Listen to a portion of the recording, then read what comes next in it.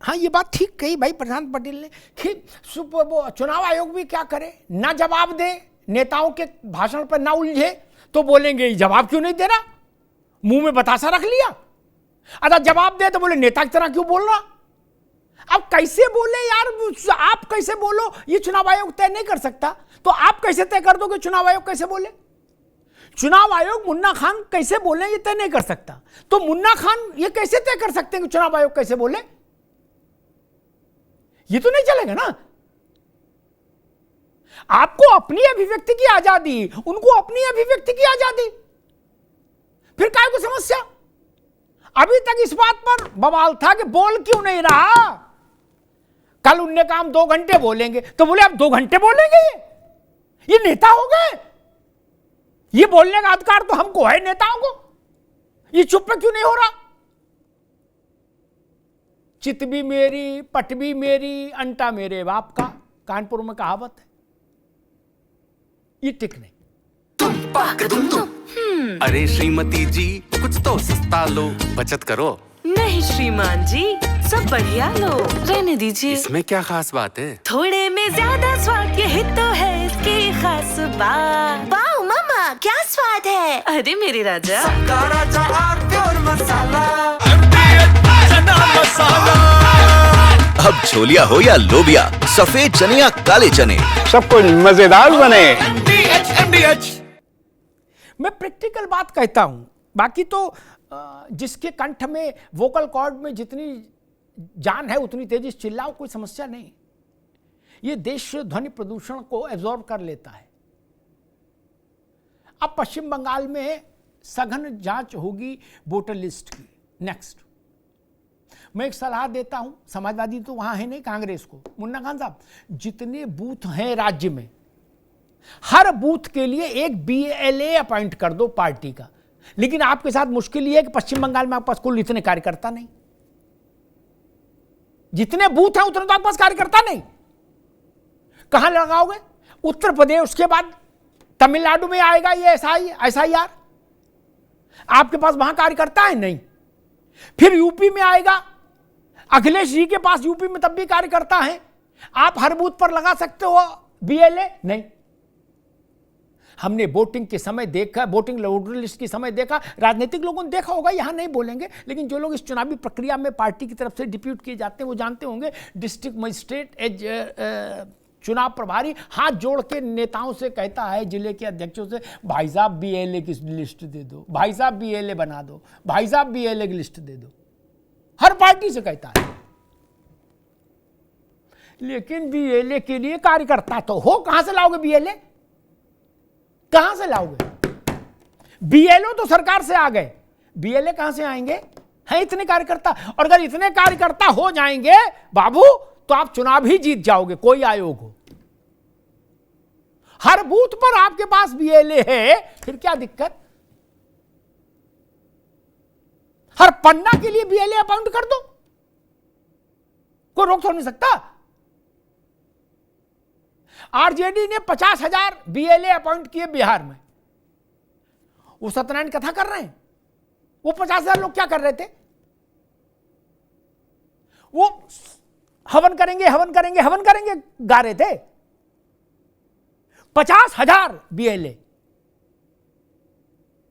राजनीतिक दल को शक्ति दी गई है कि ग्रास रूट लेवल पर, हर मकान पर चुनाव आयोग की गतिविधि के साथ राजनीतिक दल का प्रतिनिधि भी चले, इसलिए BLA अपॉइंट किया जाता है।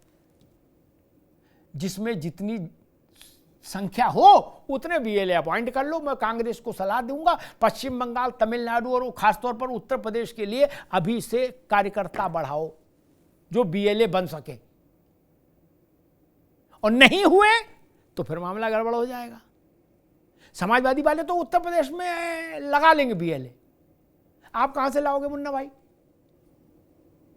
ये तो समस्या है ना। और मुझे लगता है चुनाव आयोग को समग्रता में लांछित करना, भारत की निर्वाचन व्यवस्था को लांछित करना किसी भी स्थिति में ठीक नहीं। इस देश में, पश्चिम बंगाल में ममता जी शासन में हैं इसी चुनाव आयोग के जरिए। वो अलग से चुनाव करा रही है होनोलुलु से? नहीं ना। उनके लिए सिंगापुर से चुनाव आयोग, सिंगापुर वाला आ रहा है? नहीं। एमके स्टालिन कैसे है शासन में? इसी चुनाव आयोग के जरिए। हिमाचल प्रदेश में सुक्खू कैसे हैं? कैसे जीत के आए? पंजाब में भगवंत मान की सरकार कैसे आई चुनकर? कैसे आई? वो आम आदमी पार्टी अपना जेब से अलग से चुनाव आयोग लाया था? नहीं ना। जनता इन चीजों पर भी गौर करती है मित्र।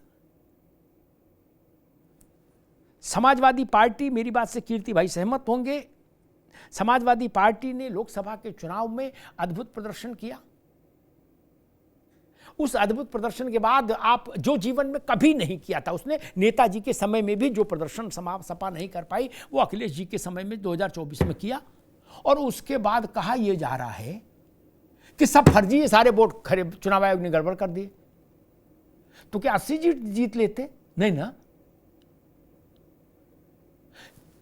भाजपा के विरुद्ध 44 सीटें उत्तर प्रदेश में लोकसभा की सपा कांग्रेस गठबंधन ने जीती और चुनाव में वोटर लिस्ट गड़बड़ भाजपा ने कर ली। ये आपके पक्ष में वोटर लिस्ट गड़बड़ कर रहे थे ताकि आप जीत जाओ। ऐसे बौरे तो ये नहीं है प्रशांत पटेल कि आपको जीतने के लिए ये पाप कर रहे हो, आपको जिताने के लिए। आरोप में दम तो दिखे यार।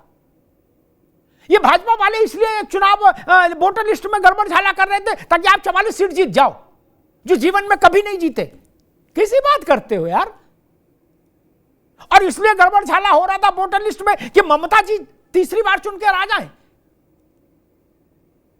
हिमाचल में क्लोज फाइट में सुक्खू साहब आ जाए, तमिलनाडु में स्टालिन का डंका बजता रहे। किसी बात हो रही है? इन बातों में जान नहीं है। जान पैदा हो। लोग कहते हैं ना कि आवाज में वजन लाओ, पेट से बोलो। संगीत में इसी बात कही जाती है। वैसे मैं कहूंगा तर्क में वजन होना चाहिए। जिस वोट से ममता जी मुख्यमंत्री बनती है उसी वोट से योगी आदित्यनाथ मुख्यमंत्री बनते हैं। ये सपा को भी ध्यान रखना होगा, कांग्रेस को भी ध्यान रखना होगा, भाजपा को भी ध्यान रखना होगा। ना ममता बनर्जी अवैध मुख्यमंत्री हैं, ना योगी आदित्यनाथ। ध्यान रखिए, तराजू बराबर रहेगा। ममता जी का जनादेश पवित्र, उत्तर प्रदेश में योगी आदित्यनाथ का जनादेश अपवित्र। ये धोखाधड़ी नहीं चलेगी। नपना एक रहेगा। मेरे लिए जनादेश से सत्ता में बैठा हर व्यक्ति, हर व्यवस्था पवित्र है। वो ममता बनर्जी की सरकार हो, चाहे योगी आदित्यनाथ की सरकार हो, चाहे सुक्खू की सरकार हो, चाहे भगवंत मान की सरकार हो। नमस्कार। अरे श्रीमती जी कुछ तो सस्ता लो, बचत करो। नहीं श्रीमान जी, सब बढ़िया लो, रहने दीजिए। इसमें क्या खास बात है? थोड़े में ज्यादा स्वाद, यही तो है इसकी खास बात। वाओ मम्मा, क्या स्वाद है। अरे मेरे राजा, राजा और मसाला। अब छोलिया हो या लोबिया, सफेद चने या काले चने, सब कुछ मजेदार बने। MDH